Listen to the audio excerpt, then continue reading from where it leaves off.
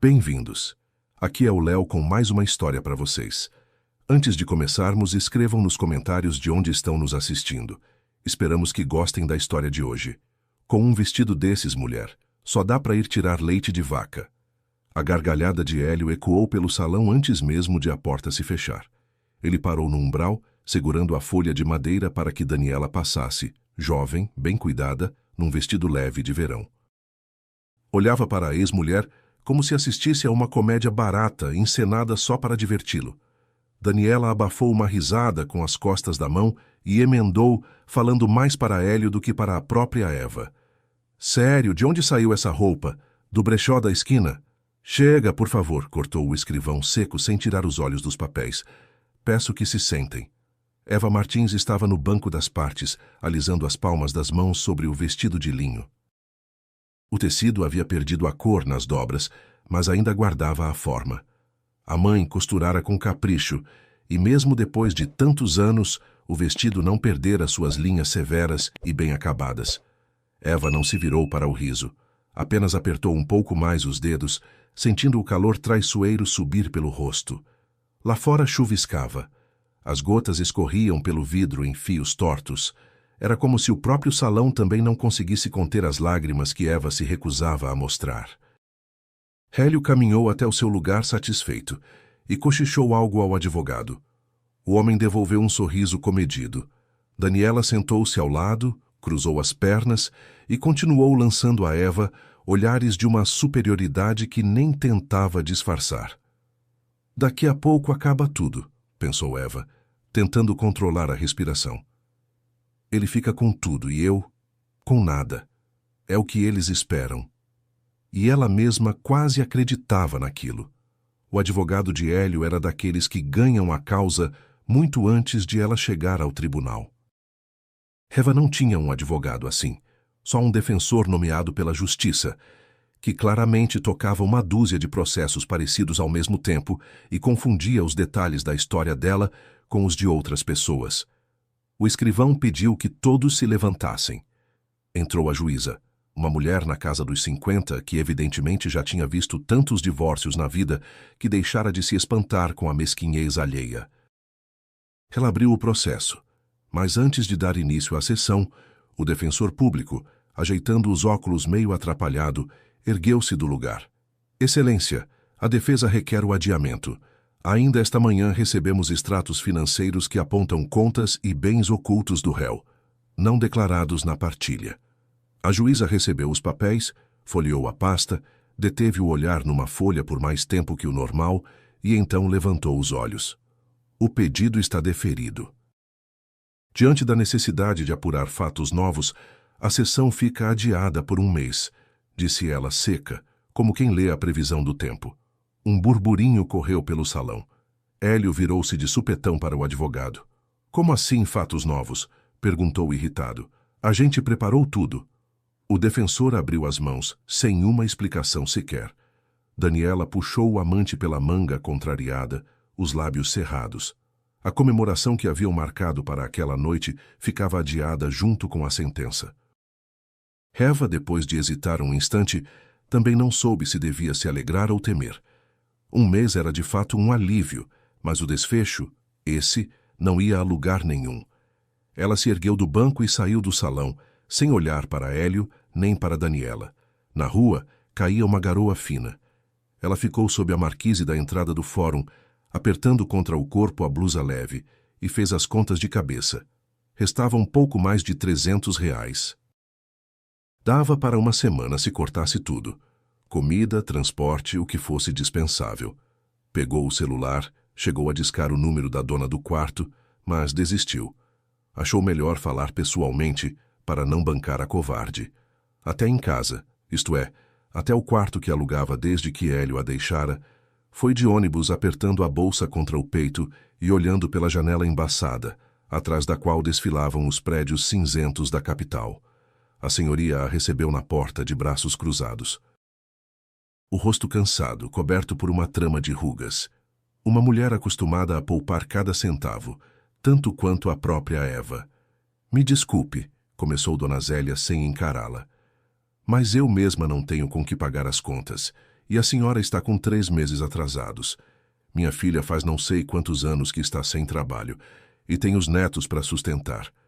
Eu entendo. Me dê alguns dias, eu arranjo o dinheiro. 3. 3 dias, disse Dona Zélia, e como que envergonhada da própria dureza, emendou mais suave. Não leve a mal. Se pudesse, deixava a senhora aqui até de graça. Juro por Deus. Não levo a mal, respondeu Eva, e era verdade. Levar a mal, aliás, não havia de quem. Ela subiu ao quarto, sentou-se na cama e ficou muito tempo olhando a lâmpada nua no teto, sem acender a luz. Lá fora escurecia, a chuva a apertava, e em Eva crescia a sensação de que estava à beira de um precipício. No dia seguinte, souberam do divórcio também no supermercado. Numa equipe pequena, os boatos corriam mais rápido do que fofoca de portão ou notícia de televisão. A gerente, que antes a chamava de mãos de fada, agora a cumprimentava entre os dentes, como se um encostão na desgraça alheia pudesse manchá-la também. As colegas cochichavam pelas costas, algumas nem se davam o trabalho de baixar a voz. Soube. O marido largou ela por uma mais nova. Mas é claro, ficou parada demais, envelheceu antes da hora nesse batente. E dizem que ele agora está rico, acrescentou outra, repondo mercadoria na prateleira. E essa aqui se acabando por uns trocados. Eva fingia não ouvir. Repunha os produtos, atendia os clientes, sorria à força, embora cada palavra que lhe chegava doesse feito uma alfinetada nova. Ela entendia que não era a traição em si que mais machucava, mas a leveza com que gente que a conhecia havia anos agora estava pronta para rir do seu infortúnio. Um dia depois, apareceu um cartaz na porta do mercado. Fechado por tempo indeterminado, em razão de reforma administrativa. Deram a Eva um acerto que não cobriria nem um mês de aluguel, ainda que Dona Zélia topasse esperar mais do que 3 dias. Procure outro lugar, disse-lhe a gerente na despedida, sem uma sombra de compaixão. Os tempos estão difíceis, está difícil para todo mundo. Eva saiu do mercado pela última vez, carregando uma sacola com objetos pessoais, uma caneca, um guarda-chuva velho e uma foto esquecida no armário, de uma confraternização de 3 anos atrás, quando ela ainda sorria de verdade, sem imaginar o que a esperava. Tentou emprego de faxineira num prédio comercial ali perto. Justamente, procuravam alguém para o turno da noite. Trabalhou 3 dias direitinho, lavou escadas, peitoris, esfregou o piso dos banheiros, deu o sangue só para que o encarregado ficasse satisfeito. Você trabalha bem, disse ele no 3º dia, correndo os olhos pelo chão reluzente. Caprichado, sem enrolação. De contente, Eva até baixou um pouco a guarda, deixou-se acreditar que ali, ao menos, as coisas iam se ajeitar. Mas no 4º dia, ao chegar para o turno, soube que a vaga já fora prometida a outra. Desculpa, disse o encarregado desviando os olhos. É parente, você entende, não tem como recusar. Eva assentiu calada e foi embora, sem fazer barraco, embora por dentro tudo gritasse de injustiça. Nem a chamaram naquele mesmo dia, como se os 3 dias de serviço honesto jamais tivessem existido. Restavam as joias. Uma correntinha fina, presente da mãe nos seus 18 anos, e um par de brincos comprado ainda no tempo da faculdade, com a primeira bolsa de estágio, brincos com que ela um dia sonhara por meses, juntando moeda a moeda. Levou tudo ao penhor, tentando não olhar para a atendente, que pesava o ouro com a frieza do costume. É pouco, disse a mulher, dizendo o valor com indiferença. Tudo bem, respondeu Eva, sem pechinchar. Não havia força nem tempo para discussão. O dinheiro deu para 1 semana e pouco. Comida, o acerto com Dona Zélia e o essencial. Eva sabia que aquilo era um fôlego passageiro, não uma saída, e a cada dia sentia o desespero se aproximar mais, apagando os últimos restos de esperança. Na noite daquele mesmo dia, folheando um jornal que alguém deixara num banco da praça, deu com um anúncio miúdo no rodapé da página, quase invisível entre propagandas de autopeças e serviços de bombeiro hidráulico. Precisa-se de ordenhadeira. Moradia inclusa. Falar com Otávio Nogueira. Eva ficou muito tempo olhando aquelas linhas, sem querer procurando ali alguma cilada. Nunca morara na roça, e a ideia de um curral parecia quase absurda. Uma mulher formada, com diploma de tecnóloga em alimentos, agora cogitando ir tirar leite de vaca. Mas logo lhe vieram à cabeça as palavras de Hélio no tribunal. Com um vestido desses, mulher, só dá para ir tirar leite de vaca. Alguma coisa se apertou no peito, não de mágoa, mas de uma teimosia amarga e estranha. Eva releu o anúncio mais uma vez, respirou fundo o ar morno da noite e pensou, pois então serei ordenhadeira, que riam se acharem graça. Discou o número no pé da página, as mãos trêmulas de nervoso. Otávio falando, respondeu uma voz calma e um tanto rouca do outro lado. Boa noite. É sobre o anúncio. Experiência, para ser sincera, eu não tenho, mas topo aprender. O possível patrão calou-se por um instante, como se avaliasse a determinação dela só pelo tom de voz. E por que a senhora resolveu vir para a roça? Perguntou o curioso. As coisas se deram assim. Não me sobrou muita escolha, admitiu Eva com franqueza, sem entrar em detalhes. Então venha amanhã, disse ele por fim. Moradia tem, trabalho também, o resto a gente acerta aqui. Só aviso desde já. É serviço pesado, nada de romantismo. Não é romantismo que eu procuro, respondeu Eva. Ela juntou as coisas numa única mala surrada. Quase tudo o que sobrara do divórcio. Uns vestidos, umas peças de roupa de baixo, fotos antigas dos pais e livros de tecnologia de laticínios que um dia acabaram não servindo para o que deviam. Na despedida, Dona Zélia enfiou nas mãos dela um embrulho de pão de queijo ainda quente. Leva para a viagem. Não sei como vai ser lá, mas aguenta firme. Você é forte, dá para ver nos olhos. Eva a abraçou apertado, agradecida. Curioso o destino. Aquela senhora que cobrava a dívida era agora a única pessoa próxima em sua vida. O ônibus até o distrito rural levava quase 3 horas, serpenteando por estradas de chão esburacadas. Eva olhava pela janela, os pastos que passavam, as capoeiras, os povoados esparsos com suas cercas tortas, e pensava em como a vida é estranha. No mês anterior, ainda era esposa de um empresário de sucesso. Andava por lojas caras e agora seguia sabe-se lá para onde, para trabalhar de ordenhadeira em troca de casa, comida e um salário miúdo. A fazenda a recebeu com cheiro de capim, de esterco e com a neblina da manhã que ainda não se abrira sobre o pasto. O curral, um galpão comprido e baixo, zumbia com um mugido surdo. Ao redor, os trabalhadores se apressavam, aprontando-se para a ordenha da manhã. Otávio Nogueira, um homem robusto de uns 55 anos, o rosto curtido de sol, recebeu-a no portão. O fazendeiro acenou de leve com a cabeça, correu os olhos pela roupa de cidade e pela mala arrumadinha dela. Se instale, disse, apontando uma casinha ali perto. O quarto está livre, a cama arrumada. Amanhã cedo já é ordenha. Hoje, dê uma olhada pelos cantos. Mas Eva, querendo mostrar que estava ali para valer, pediu para começar naquele mesmo instante. Otávio deu de ombros e a levou ao curral, onde a apresentou a dona Cida, uma ordenhadeira idosa. A mulher correu o olhar pela novata e balançou a cabeça. Gente da cidade, disse, sem se saber se era censura ou pena. O primeiro dia foi uma provação com que Eva não contava. A ordenhadeira mecânica chiava e fugia das mãos dela. As vacas, farejando o medo, pisavam inquietas. Uma quase a atingiu com o flanco, jogando-a contra a divisória, e ela por pouco não caiu. Cuidado! Gritou uma trabalhadora jovem que observava aquele sufoco com um escárnio mal feito. Talvez fosse melhor você vender flor em vez de lidar com vaca. Essa mão aí não foi feita para isso. As outras riram. Eva sentiu as lágrimas brilharem no canto dos olhos.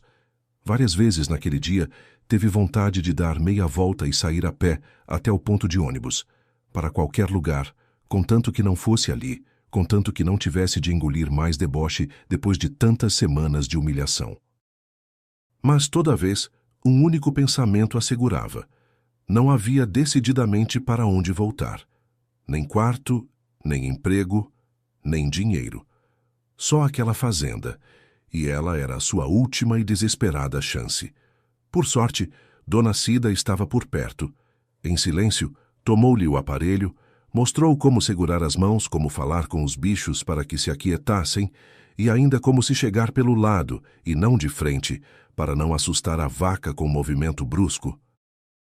Não fica se contorcendo assim, disse, observando os gestos atrapalhados de Eva. A vaca sente quando a pessoa está com medo. Se você sossegar, ela sossega também. Mas eu não consigo, confessou Eva. Todo o serviço no começo parece impossível, disse Dona Cida. Eu, quando cheguei aqui menina, chorei 3 dias. Achei que não aguentava. E agora 30 anos aqui e nada, viva e forte. E se em 1 mês eu não conseguir? Perguntou Eva baixinho, enxugando com a manga a testa suada. Ora, aí você tenta em 2, riu Dona Cida. Tudo uma hora dá certo, menos a preguiça. Essa não passa nunca, por mais que a gente espere. Foi a primeira piada que Eva ouviu em dias. À noitinha, quando a ordenha enfim terminou, Dona Cida sentou-se ao lado dela na mesa comum do refeitório. Não liga pras meninas, disse, apontando com o queixo as colegas que tinham rido de manhã. São novas, ainda bobas. Elas também vão passar por aperto e vão entender que é fácil rir da desgraça alheia, enquanto a nossa não chega. Obrigada, disse Eva com sinceridade, por me ajudar hoje. Que nada. Dá para ver que não foi de vida boa que você veio parar aqui. Aqui cada um tem sua história, se é para falar. Dificilmente alguém aparece por acaso. O quarto que lhe deram era pequeno, mas limpo. Uma cama, uma mesa, uma janela para o quintal, de onde se viam os vultos dos cavalos pastando no aras vizinho. À noite, terminado o trabalho, Eva sentava-se junto à janela e ficava olhando a neblina que se espalhava sobre o campo, escutando, ao longe, um cachorro latir e os pássaros trocando chamados enquanto se recolhiam para dormir.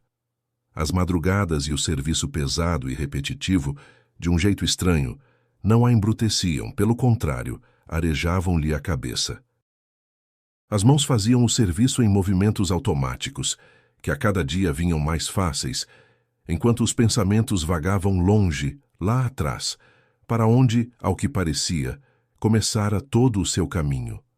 Eva crescera no interior, numa cidadezinha onde as chaminés das fábricas soltavam fumaça o ano inteiro, e na estação fria, a poeira das ruas cobria tudo de cinza.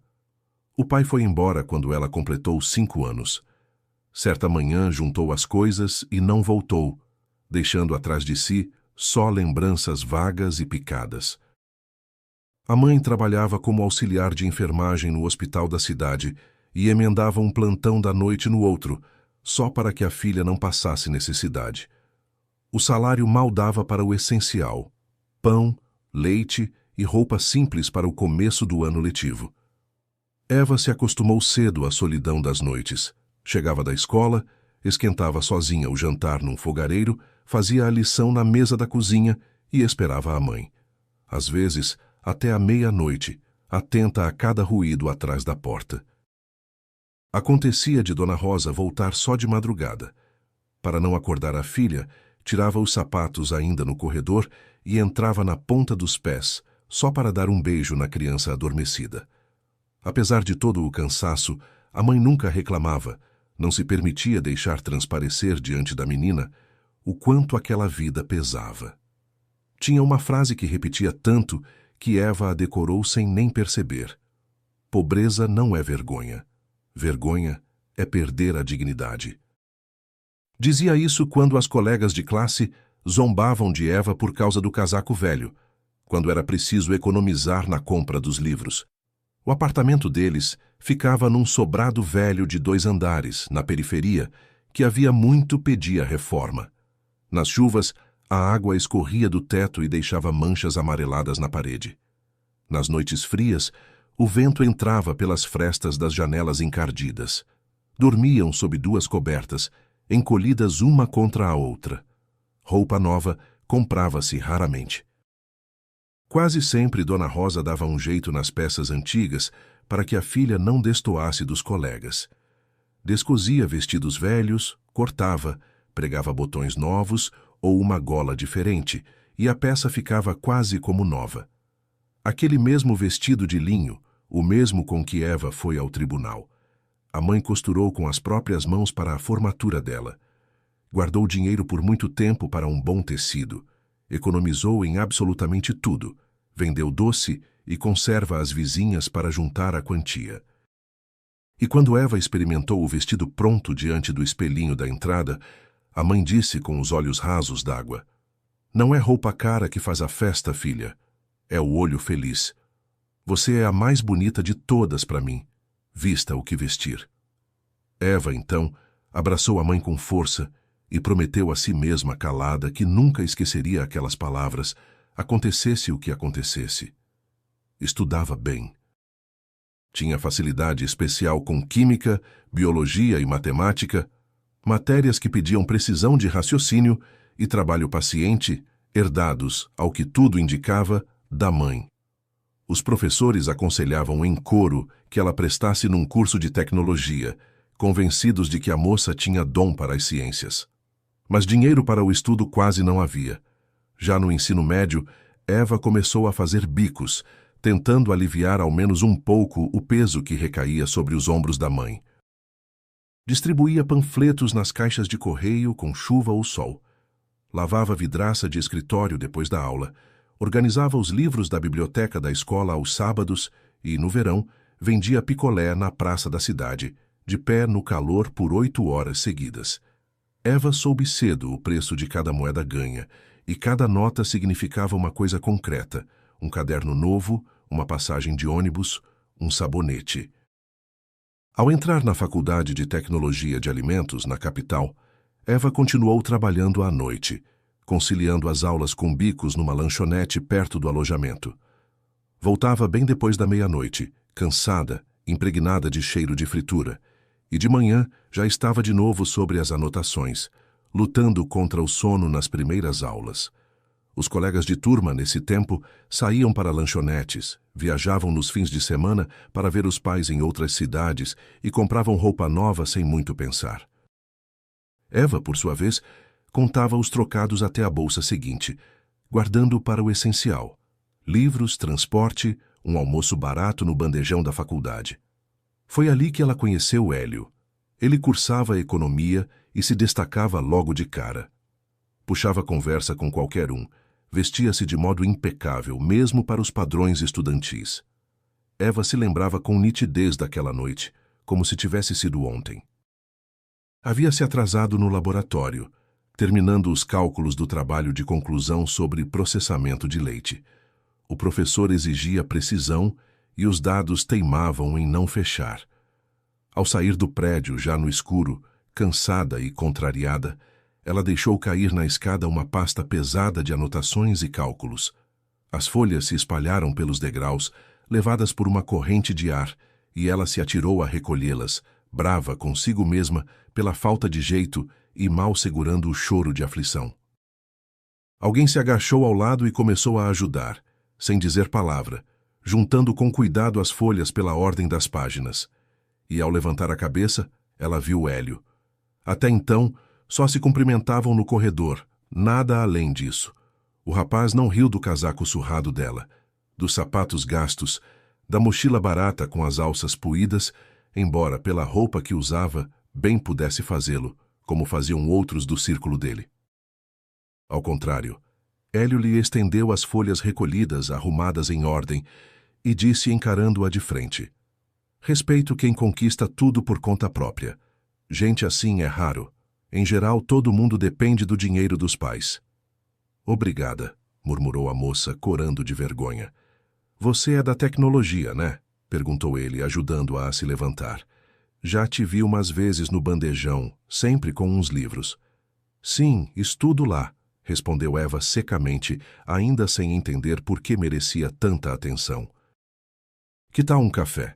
Você me conta que cálculo é esse tão complicado, que faz você derrubar a pasta de tanto cansaço." Para Eva, acostumada a que olhassem sua roupa e seus sapatos com certa condescendência, aquelas palavras soaram inesperadamente calorosas. Ela não podia saber, então, que aquele mesmo homem, anos depois, de pé num salão de tribunal, ao lado de outra mulher, a olharia com uma expressão totalmente diferente no rosto. Naquela noite, junto à janela, Eva se permitiu recordar não só o episódio da escada, mas tudo o que veio depois dele. Aos poucos, como quem folheia um álbum antigo, em que cada foto puxa a seguinte. Depois daquele encontro, Hélio passou a acompanhá-la ao fim das aulas, primeiro até o ponto, depois até a porta do alojamento, e um mês adiante já a esperava na entrada da faculdade com 2 copos de café, um dos quais invariavelmente lhe estendia. Você trabalha demais. Devia ao menos uma vez dormir direito. Preciso viver de alguma coisa, respondia Eva dando de ombros. Não tenho, por enquanto, outro plano. E se você imaginasse que tem, dizia o rapaz. Imagina que do seu lado tem alguém que não vai deixar você contar moeda até a bolsa cair e que você nunca mais vai precisar escolher entre livro e comida. Eva ria. Você é um sonhador, hein? Eu sou realista, retrucava Hélio. Vejo do que você é capaz. Com uma mulher como você, qualquer homem vira gente de sucesso. Você não desiste onde os outros já teriam largado tudo. Eva guardou aquelas palavras por muito tempo. A verdadeira prova daquela relação foi a doença da mãe. O coração falhou de repente, no meio de um plantão comum. As colegas chamaram a ambulância e o mês seguinte inteiro Eva passou entre a faculdade e os corredores do hospital. Hélio, então, se mostrou o homem que ela queria que ele fosse. Levava-a de carro de uma clínica a outra. Conseguia remédios que não se achavam nas farmácias da cidade. Sentava-se com ela na sala de espera pela madrugada, quando os médicos preparavam a mãe para a cirurgia. Você não é obrigado a fazer isso, disse-lhe Eva, enxugando os olhos na manga. Não é sua mãe. Sua mãe agora também é problema meu, respondeu ele, sem tirar os olhos da porta do centro cirúrgico. Eu não pretendo te largar depois que você casar comigo. Ou você achou que eu ando por aqui à toa? Ela o olhou então com gratidão. O casamento foi simples, sem muitos convidados. Dinheiro para uma festança não havia mesmo. E Hélio dizia, na época, que torrar as economias numa noite só não era sensato. Melhor a gente investir no negócio, propôs ele logo depois do casamento. Tenho uma ideia com produção de laticínios, e você tem diploma de tecnóloga e uma cabeça que sabe fazer tudo certinho. Eva entregou a ele todas as suas economias, sem uma dúvida sequer. O pouco que conseguira juntar em anos de bico, mais uma pequena herança que a avó deixara ao morrer. Ela mesma desenvolvia as receitas, ela mesma ia às fazendas dos fornecedores, ela mesma ajustava o processo num galpãozinho alugado. A primeira leva de creme de leite e requeijão, lançada com a marca deles, esgotou em poucas horas. Eva foi feliz naquele tempo. Trabalho na sua própria área, ela não conseguiu. Todas as vagas na área de tecnologia de alimentos na cidade pediam experiência, que a recém-formada não tinha. Foi preciso virar vendedora de mercado para que a família tivesse ao menos algum salário fixo, enquanto a produção não deslanchava. É temporário, tranquilizava a Hélio. Assim que o negócio andar, você volta para sua profissão. Te prometo. Ela acreditava, e por alguns anos, de fato, parecia que tudo seguia como ele havia prometido. O sucesso mudava Hélio aos poucos, de um jeito tão sutil que Eva não saberia apontar o dia exato em que o marido virou outra pessoa. Primeiro, passou a mencionar cada vez menos a contribuição dela nas entrevistas para o jornal local, contando aos repórteres que erguera o negócio do zero, contando só com o próprio esforço. Depois começou a lhe pedir que se vestisse melhor nas saídas em conjunto, nada de blusa barata, mas roupas que eles não podiam pagar um ano antes. Eva, não dá para ser assim, entende? Dizia ele, avaliando-a diante do espelho da entrada. Agora a gente está em outro nível, as pessoas reparam. Que pessoas? Perguntava Eva. Não me sinto à vontade assim. Sócios? Investidores? Você me representa também quando sai comigo por aí. Dali em diante, o marido cada vez menos a levava a reuniões de negócios, sempre inventando um motivo. Ora ela estava cansada, Ora, não ia se interessar por conversa de fornecimento e logística. E Eva no começo não discutia, atribuindo tudo à correria dele, ao peso da responsabilidade que, ao que parecia, pesava mais sobre os ombros dele. E só com o tempo compreendeu que o homem que catara do chão suas anotações espalhadas tinha se transformado aos poucos em alguém que ria do seu vestido. Os dias na fazenda foram virando semanas. Aos poucos, Eva deixou de temer as vacas, os aparelhos de ordenha e o despertar de madrugada. As mãos se habituaram ao serviço e o corpo a um cansaço de outra natureza. Não aquele que corrói a alma, mas aquele que deixa a gente dormir sem sonhos. Ao lado do curral ficava o Aras, um galpão baixo de madeira, onde treinavam cavalos de competição. Ali trabalhava Rafael, alto, de poucas palavras, com o porte de quem se acostumou a manter as costas retas. No início, Eva desviava do Aras. Rafael passava a impressão de um homem tão fechado que puxar conversa com ele parecia empreitada arriscada. Cumprimentava com um aceno breve e voltava logo ao serviço, como se conversa lhe roubasse alguma coisa importante. Tudo mudou numa daquelas noites, quando Eva, passando junto ao cercado, ouviu um relincho assustado. Um potro novo se debatia contra a cerca, com o cabresto enroscado nas ripas, e ao lado se atrapalhava o ajudante do tratador, só piorando o pânico do bicho com movimentos bruscos. "Sai daí", disse Eva, num impulso que a surpreendeu, e, sem pensar, deu um passo em direção ao potro. "Aonde você vai se meter?", gritou um dos peões, mas ela já estava perto. Falava baixo num tom parelho, a mão pousada no pescoço do animal. E então, devagar, sem repuxão, soltou o cabresto. O potro se aquietou, ofegante, e Eva ainda ficou uns segundos ali, afagando-o, até sentir o olhar de alguém sobre si. Ao se virar, viu Rafael. Ele estava no portão do Aras, e ao que parecia, pela primeira vez em todo o tempo em que ela trabalhava na fazenda, sorria. Não esperava. Gente da cidade em geral foge de bicho. "Eu também não esperava", confessou Eva. "Nem deu tempo de me assustar." "Bom, às vezes essa é a melhor tática", observou Rafael, e após uma pausa acrescentou: "Obrigado. Esse aí é promissor para mim, raça cara." Não queria ter de levar ele no veterinário por causa da afobação dos outros.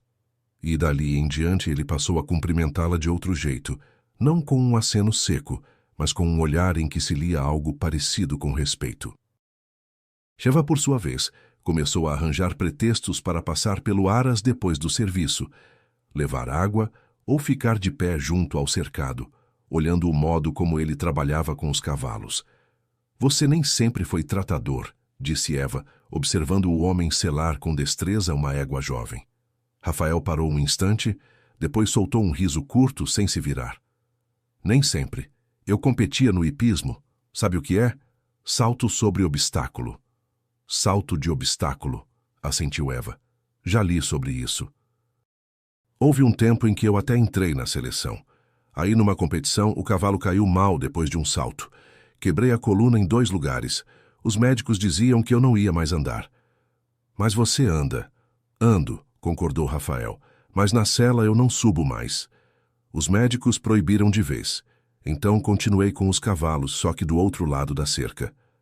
Ele disse aquilo sem amargura, como quem constata um fato há muito aceito, e isso surpreendeu Eva mais do que a própria história.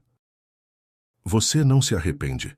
"Nos 2 primeiros anos me arrependi tanto que não queria mais viver", respondeu Rafael encarando-a. "Aí entendi.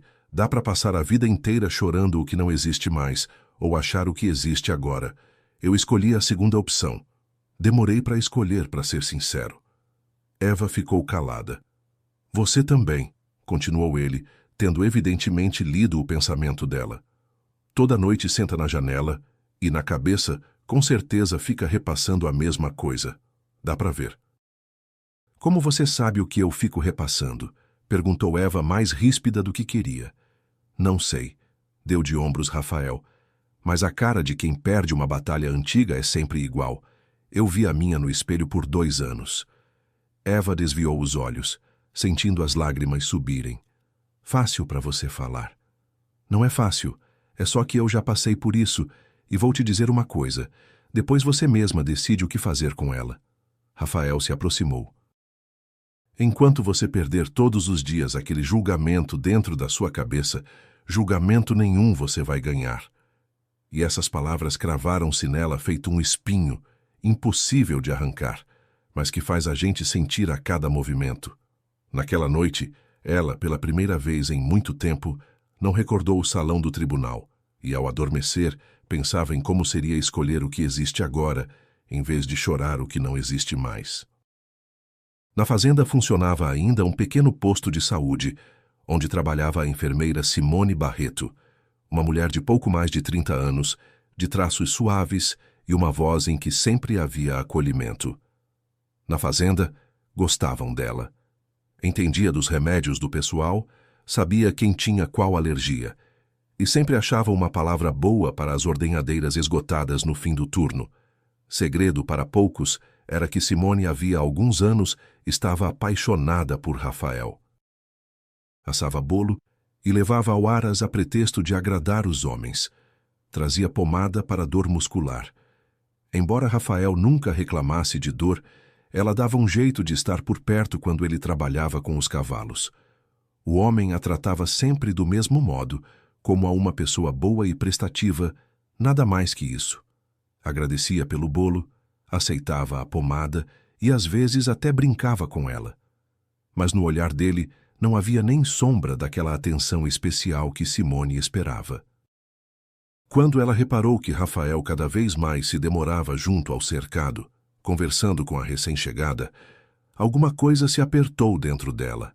Uma sensação conhecida, ruim, que Simone tinha medo de nomear. «Vejo que você já se enturmou», disse ela a Eva, ao entrar no posto atrás de Iodo para um arranhão na mão.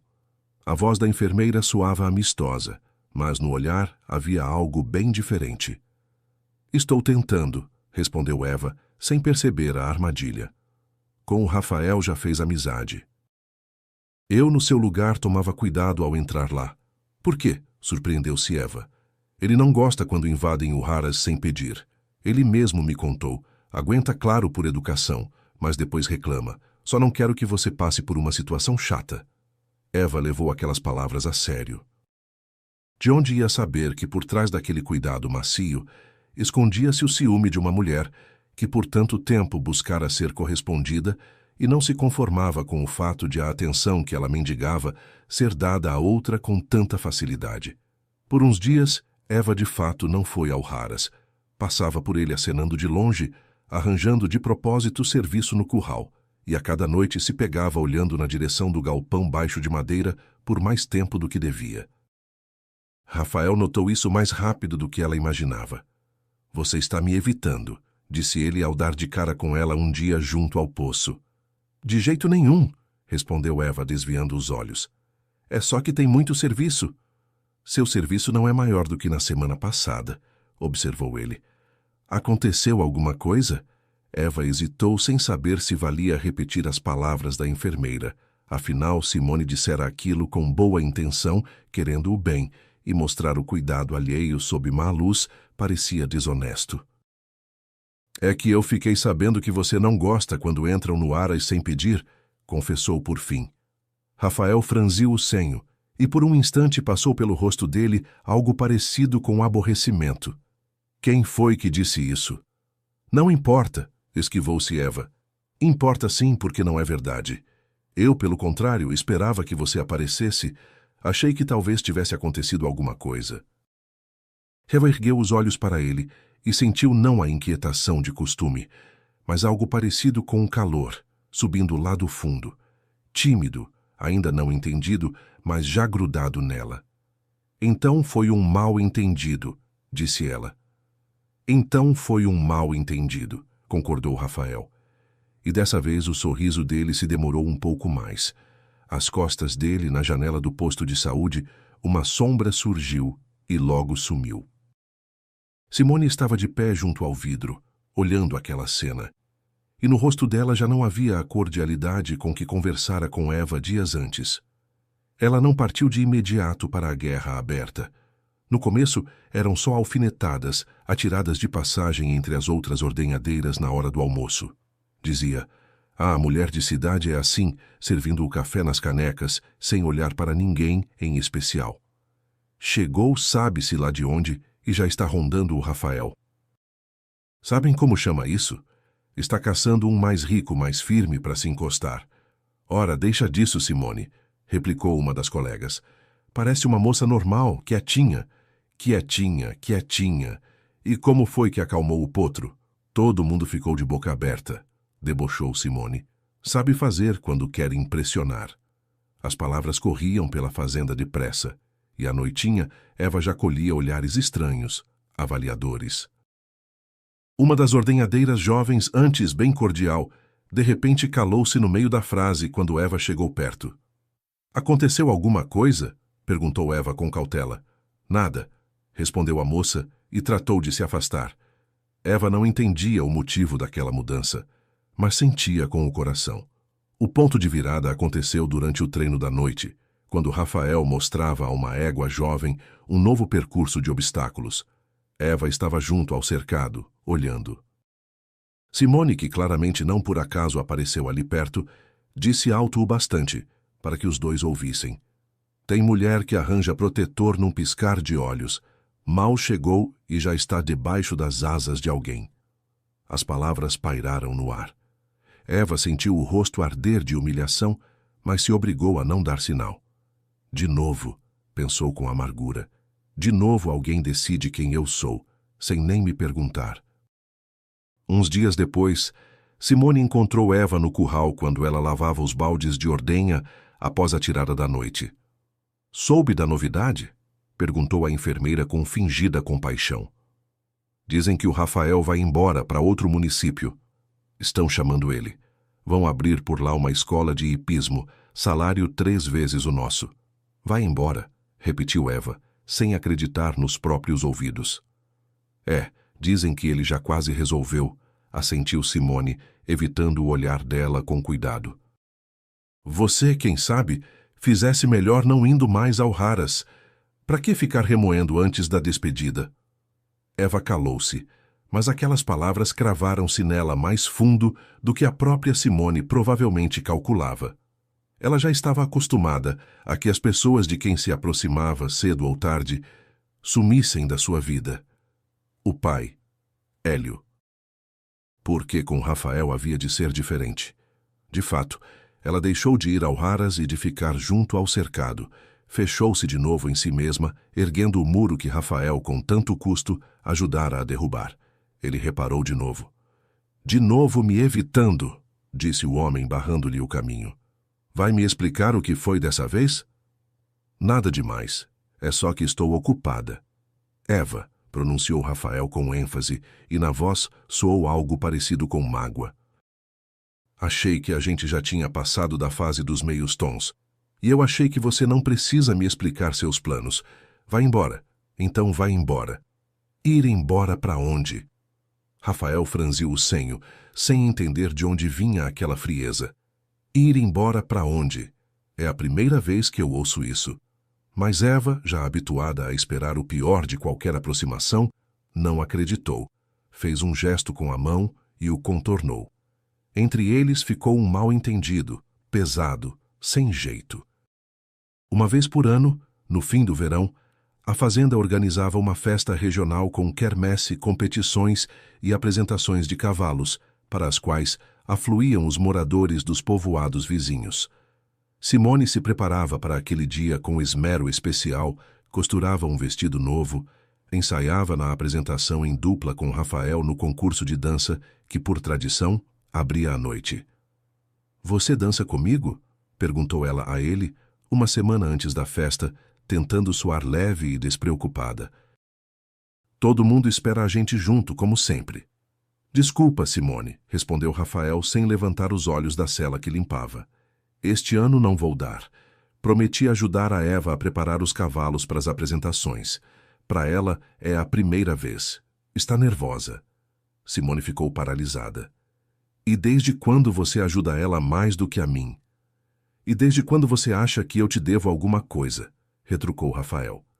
A gente é amigo, bom amigo, mas eu nunca prometi ser seu par em toda a festa. As palavras não soaram grosseiras, mas queimaram mais do que qualquer grosseria. Simone entendeu com toda a clareza que a esperança que alimentara por tanto tempo nunca tivera pé em terra firme. Ela se afastou, tentando não deixar ver como as mãos tremiam, e passou a noite inteira refugiada no Harras. Mas naquela mesma noite, já depois da festa, Simone encontrou Eva no quintal. Ela conferia se a cerca estava bem firme depois das apresentações. Não cria ilusão, disse a enfermeira. Homem desse não escolhe mulher com passado pesado. Você é diversão passageira para ele, até aparecer alguém mais simples. As palavras cravaram-se fundo, acordando velhas dúvidas que Eva, ao que parecia, já começava a vencer. Talvez você tenha razão. Ela não sabia que às costas de Simone, na sombra do Harras, estava Rafael. Ele voltava justamente da ronda da noite e ouviu o fim da conversa. Uma pessoa não é definida pelo passado, disse o homem saindo para a luz, e as duas mulheres levaram um susto. O que define é o que ela continua sendo depois das provações. Simone empalideceu e, sem uma palavra, tratou de se afastar. Rafael chegou perto de Eva e, com cuidado, segurou-a pelos ombros. Não dá ouvidos para ela. Você não precisa provar seu valor para ninguém, muito menos para quem julga sem conhecer nem metade da sua história. Como se você conhecesse a minha história, disse Eva com ironia. Conheço-o bastante e para mim já chega. A partir daquela noite, firmou-se entre eles algo novo. Não uma amizade, mas uma confiança silenciosa, ainda não dita em voz alta, que crescia a cada noite passada junto ao cercado. Só que a calmaria não durou muito. Alguns dias depois, aconteceu um incidente que sacudiu a todos. Um garanhão novo, ainda não de todo domado, arrebentou a amarra durante a limpeza da manhã.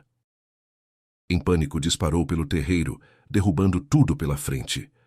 Um dos peões, ao tentar segurá-lo, foi arremessado para o lado e caiu tão mal que deslocou o ombro e bateu a cabeça na quina do bebedouro.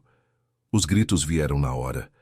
Eva, que estava mais perto de todos, atirou-se em direção ao animal apavorado.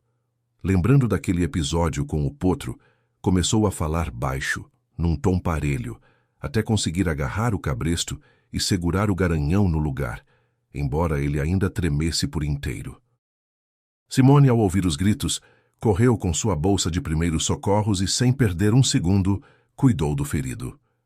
Estancou o sangue, fez o curativo. Simone agiu com firmeza, com precisão, como quem domina inteiramente o próprio ofício. Rafael, que chegou um pouco depois, viu as duas mulheres em ação. Uma, segurando o animal enlouquecido com as próprias mãos, outra, salvando um homem com movimentos profissionais e certeiros. E naquele momento, ele pensou que, qualquer que fosse a rivalidade entre elas, ambas eram fortes, cada uma à sua maneira. Obrigado, disse ele mais tarde, quando o ferido já tinha sido levado ao hospital e o garanhão fora acalmado e recolhido à baia. Vocês duas foram excelentes hoje. Simone assentiu, mas não respondeu. Olhava para ele de outro jeito, tendo enxergado nele não uma rival, mas um ser humano. O desfecho do conflito veio uns dias depois, quando Simone, ao entrar no curral atrás de remédio para uma das trabalhadoras, ouviu sem querer uma conversa de Eva com Dona Cida. Como você acha que vai ser depois do julgamento? Perguntava a senhora, ajudando Eva a montar a escala de ordenha da semana seguinte. Bom, mesmo que eu ganhe, é bem capaz de eu ir embora daqui do mesmo jeito, respondeu Eva. Não quero atrapalhar ninguém. Ora, atrapalhar quem? Não entendeu Dona Cida. O Rafael, confessou Eva depois de uma pausa. A Simone e todo mundo na fazenda. Aqui as pessoas têm a vida delas, os laços delas, e eu cheguei de fora e virei tudo de ponta cabeça. Melhor eu ir embora, começar do zero num lugar onde ninguém me conhece. Simone, imóvel atrás da porta com um vidro de remédio na mão, sentiu o chão sumir sob os pés. Todo aquele tempo estivera convencida de que Eva, de propósito, lhe roubava o homem, tramava algum cálculo e afinal se via que a outra não pretendia disputar com ninguém e estava disposta a sumir em silêncio só para não incomodar. A vergonha a cobriu como uma onda da qual era impossível escapar. Simone recordou todas as suas artimanhas miúdas, as fofocas no almoço, a mentira sobre a partida de Rafael, as palavras cruéis junto ao cercado. Naquele instante, a enfermeira viu com nitidez no que o próprio ciúme a tinha transformado. A noite inteira não pregou o olho, revirando-se na cama e repassando na cabeça cada cena das últimas semanas. Ao amanhecer, a decisão amadureceu sozinha. Ela procurou Eva ainda antes da ordenha da manhã, encontrando-a junto ao poço. "Preciso te dizer uma coisa", começou Simone sem jeito. "Sobre a mudança do Rafael, eu menti. Ele não ia para lugar nenhum. Inventei aquilo para você ficar longe do Haras." Eva ouvia em silêncio, sem interromper. "E aquilo dos conhecidos dele da fazenda", continuou Simone, "também fui eu que espalhei. E aquela vez, junto ao cercado, eu quis te ferir o mais fundo que dava, porque via como ele te olhava. Para mim, ele nunca olhou assim. Estou envergonhada, Eva." Eva ainda ficou calada por uns segundos, olhando a água subir no balde. "Se eu estivesse no seu lugar", disse por fim, "talvez também fizesse besteira. Amar alguém que não retribui do mesmo jeito é difícil. Eu sei o que é esperar por meses que finalmente reparem na gente." "Você me perdoa?", perguntou Simone, incrédula. "Perdoo", respondeu Eva e sorriu. "Só que, por favor, da próxima vez, me diz a verdade na cara e não pelas costas." "Tá bom", assentiu Simone, e nos olhos dela brotaram lágrimas de alívio. A partir daquela manhã, firmou-se entre elas algo parecido com uma amizade de mulheres. A enfermeira, livre do peso do próprio ciúme, tornou-se não uma rival, mas uma aliada, disposta a ajudar em tudo o que estivesse ao seu alcance. Livre dos velhos medos, Eva literalmente reaprendia a respirar. Deixou de ter pena de si mesma toda noite, repassando na cabeça o salão do tribunal. Em vez disso, começou a construir uma vida na fazenda. Dia após dia. Cortou o cabelo mais curto. Antes longas, as mechas cansadas assentaram agora num corte arrumado que abria o rosto. E começou também a correr de manhã pela beira do pasto, antes de ir para a ordenha, fortalecendo o corpo que por meses se sustentara só no nervo e na teimosia. Rafael a ensinava a montar com paciência, até que o medo dos cavalos deu lugar a um controle seguro e calmo. "Você tem talento", disse ele, vendo Eva conduzir a égua com firmeza por entre os obstáculos. "Aprende rápido." "É só ter um bom professor", respondeu Eva sorrindo. Ao lado do hipismo, ela começou a dominar os segredos do trabalho na fazenda. Não só a ordenha, mas o controle da produção, a logística de entrega, aquilo que já entendia desde o tempo da sua formação. As colegas, antes zombeteiras da desajeitada da cidade, aos poucos passaram a procurá-la em busca de conselho. Logo Otávio Nogueira, o dono da fazenda, chamou-a ao seu escritório. "Eva", começou ele, avaliando-a por cima dos óculos, "tenho uma proposta para você. Quero confiar a você o controle da produção. Vejo que você entende disso melhor do que muitos que trabalham comigo há anos." "Vamos tentar", respondeu Eva, tentando esconder a emoção. E ela se entregou à tarefa com toda a seriedade de que era capaz. Analisou o sistema de fornecimento, propôs algumas mudanças, otimizou as rotas de entrega do leite à capital, revisou o cronograma de compra de ração, negociou condições melhores com um dos fornecedores. Em um mês, a fazenda passou a operar de modo visivelmente mais eficiente. O lucro mudou tanto que Otávio não conseguiu esconder a surpresa. "Você é um verdadeiro achado e não uma simples empregada", disse ele, examinando os novos relatórios. "Parece que você fez isso a vida inteira." "Bom, me preparei quase a vida inteira, só que, na verdade, eu não sabia disso", respondeu Eva com um leve sorriso, lembrando dos anos de faculdade. "Quero te oferecer um cargo fixo", disse Otávio.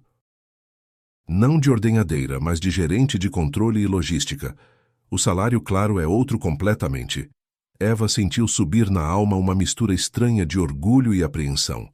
A proposta era generosa. Era uma chance de vida nova e estável. Mas à frente dela ainda havia um assunto por resolver. Muito obrigada, disse ela com sinceridade. Mas primeiro preciso terminar uma coisa importante. Tenho um julgamento marcado e preciso levar isso até o fim, seja qual for a decisão.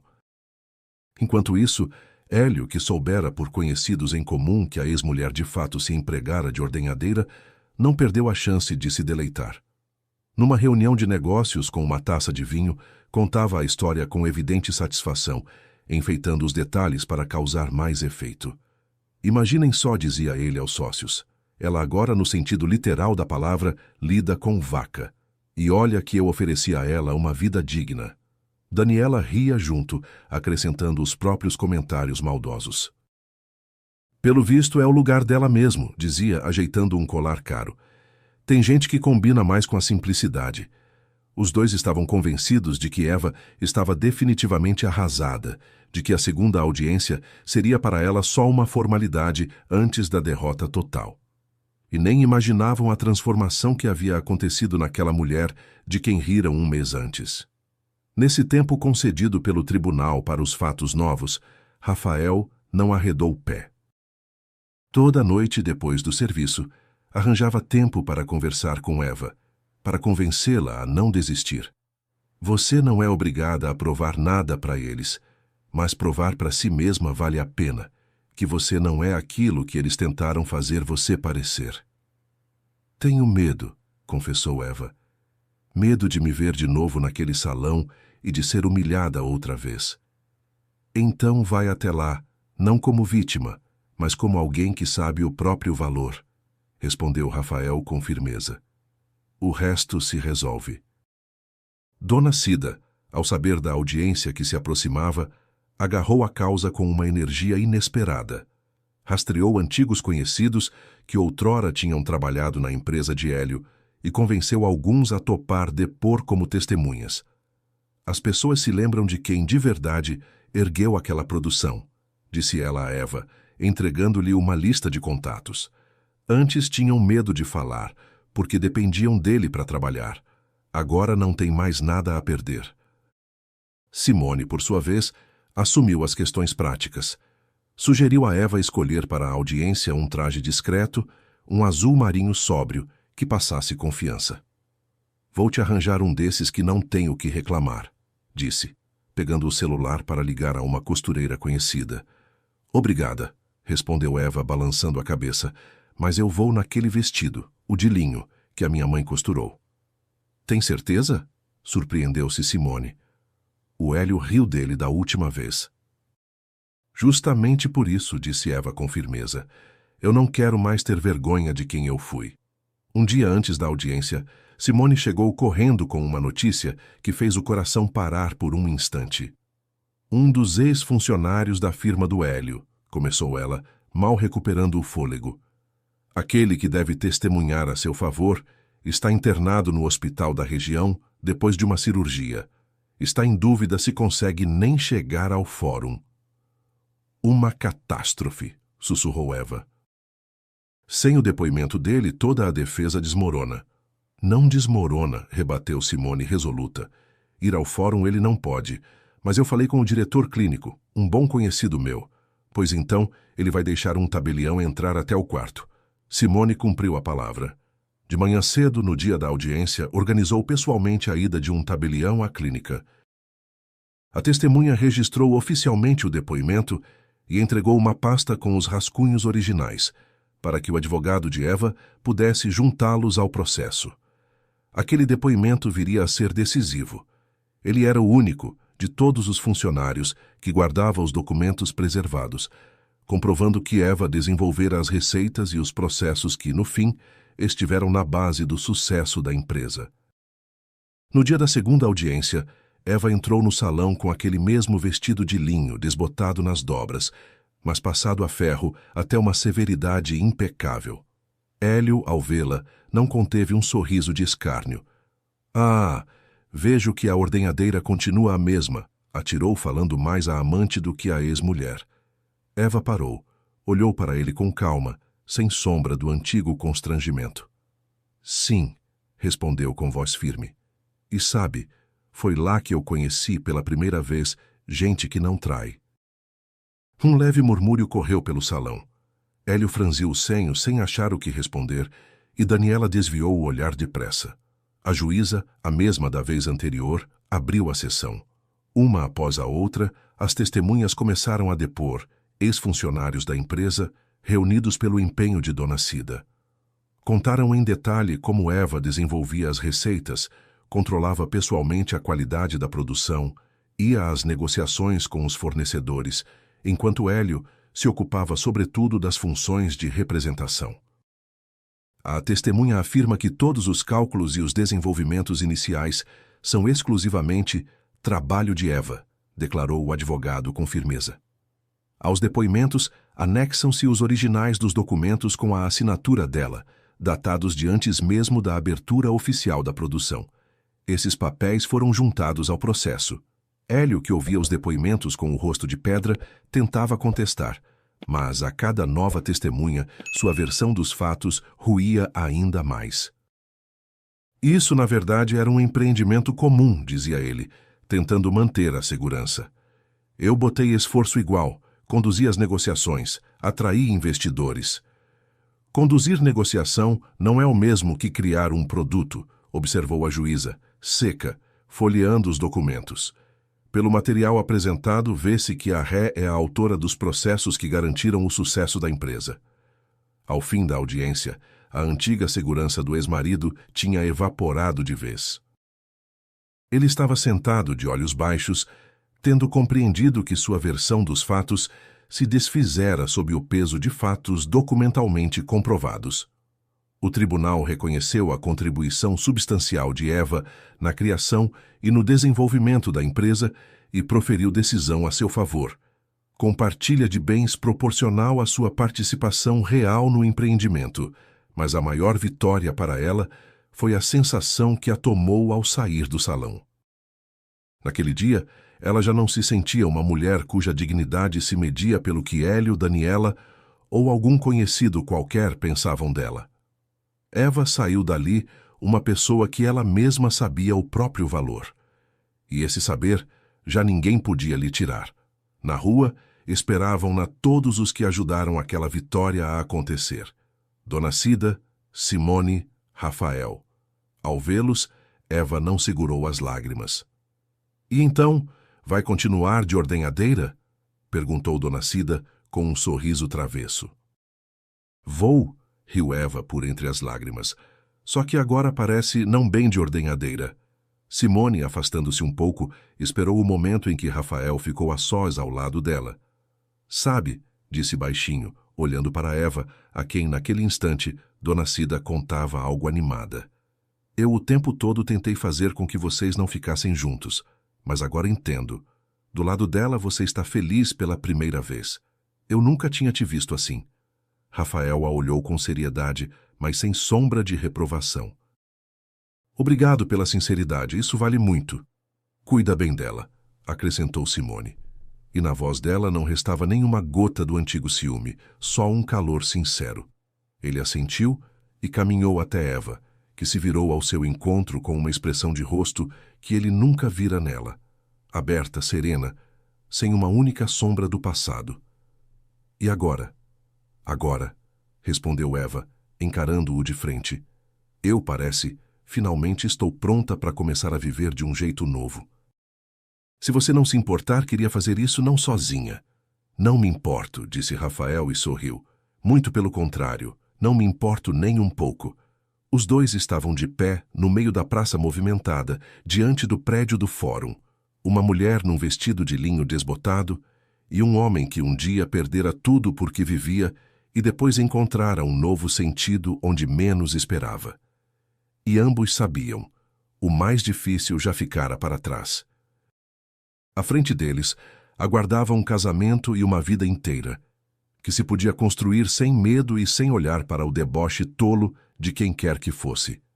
Se a história agradou a você, conto com o seu apoio no botão de curtir.